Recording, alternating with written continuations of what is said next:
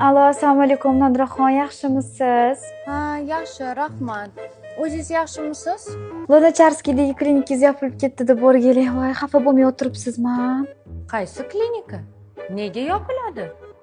O'zi ham Amerika, Qozog'iston, Germaniyalardan ham kelishar ekan sizlarga. Butun 12 viloyat gapirmasa ham bo'ladi. Hammani qanday yig'ib olgansiz o'zi?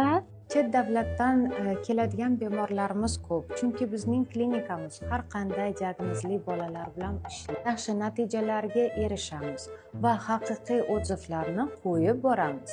Klinikangiz yopilgan bo'lsa, endi davlatma-davlat sayohatlarda yurishingiz kamayib qolar ekanda. Chet davlatga esa malaka oshirishga boraman va O'zbekistonga kelolmaydigan patsientlar uchun zapis orqali konsultatsiya o'tkazishga uchamiz. Eskisini yopmay turib ochdingizmi yangi klinika? Yo'q, eski klinika yopilmagan. Har doimgidek oldingi rejimda ishlayapti. Yopmasdan-a? Yangi ochdingizmi? Yaxshiroq qilib ochdingizmi? Ha, bizda asosiy filial ochildi.